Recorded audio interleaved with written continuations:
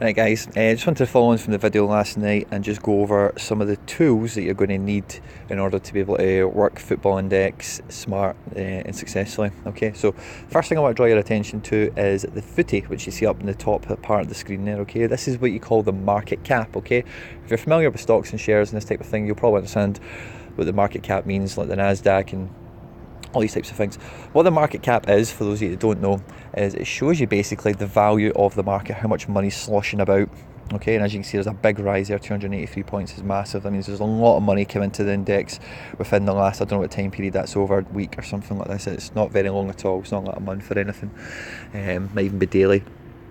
But that just shows you basically how much money is going around. When I started the index last January, the index cap was something like 13,000.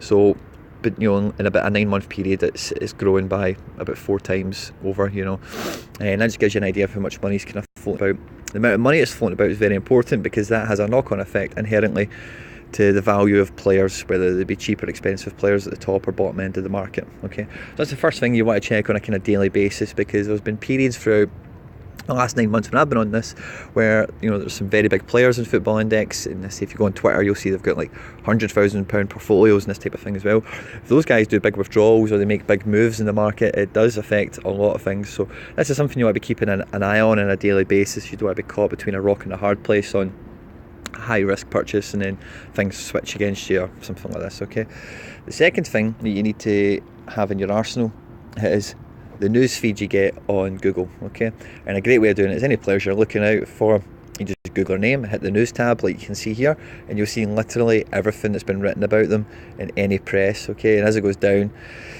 you know, these things are all in Europe and on Germany and these types of places as well. Sometimes you need to use Google Translate to actually read it.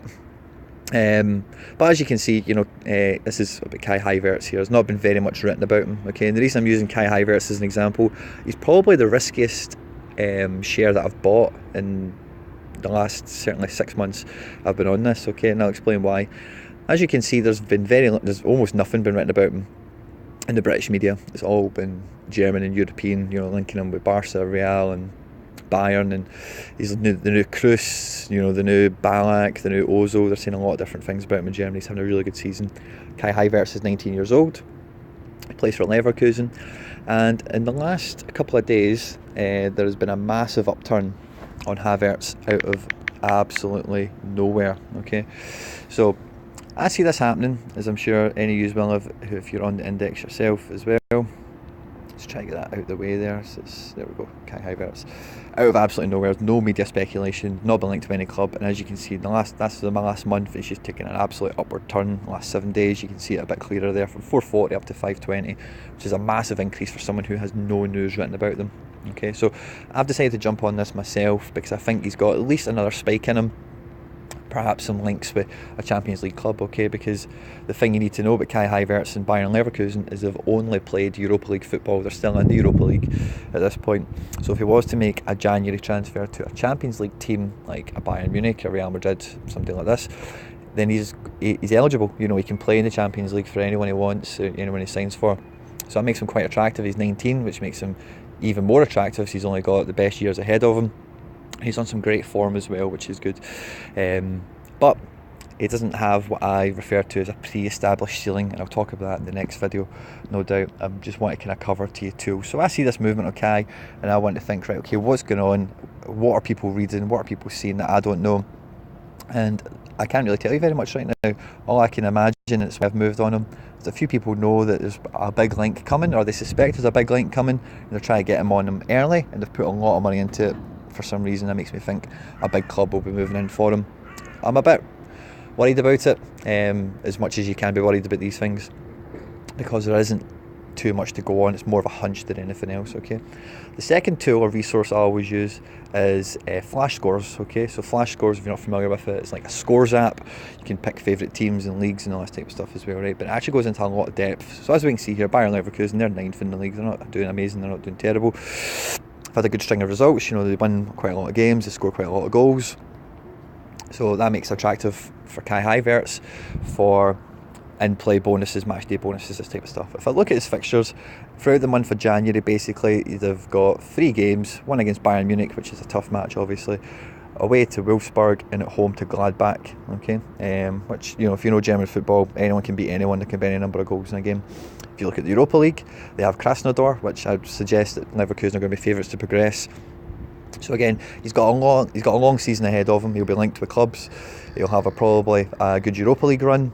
He's young. If he gets into, he's already had 2 caps for Germany this year. If he continues to get in the Germany team, he'll get more and more attention, more and more media. Okay. The other thing that Flash scores will allow you to do as well is it'll allow you to go into a player. If we can find him, he's down here as a forward. He's a midfielder, Kai Havertz, and then you can see how many minutes he's playing, how often is he playing, has he been injured, has he been on the bench, all these types of things as well. And as you can see here, he's had a stellar season. Ludogorets 2 goals, Mainz a goal, AEK Larnaca goal, 2 goals against Bremen, and right before the Christmas break, 2 goals against Berlin. And the third goal, he had an assist in. This little thing unfortunately doesn't show you assists. You need to kind of drill into that to see it yourself. And you can see he's been playing for Germany. He was on the bench in that game, didn't make an appearance, but the Russia game before that, he got a cap. Means you see that here, and you can see, look, he's got an assist for Germany. There we go, setting up Serge Gnabry for that goal there. So he's somebody who's got a lot of potential. Now these are the 2 main tools you want to be cross-referencing everything with, and double checking, are they injured, are they playing, what competitions are they in, what are their next run of fixtures like, is it something that should be easy or difficult, and help you make the best decisions possible. You can hold a player as long as you want, as short as you want. I do recommend a window of about a month on a player, just to keep it interesting for yourself and give you enough potential to actually grow the player. And it means then if you do get little tiny dips when you're holding someone, you've got the bigger picture in mind. I know that Leverkusen are going to be playing Krasnodar in 2 weeks' time, and when they go up, they'll be winning the first leg, and it'll look even stronger that they're going to progress in the group through the next round, and that'll make them even more valuable. These are the type of things you want to be forecasting. Okay, so this, guys, is just the tools you want to be using. If there's any other ones you can recommend, feel free to drop a comment down below. If you liked the video, please drop a like. By all means, feel free to subscribe as well. You'd be really helping me out. Thanks a lot, guys. Talk to you soon. Bye bye.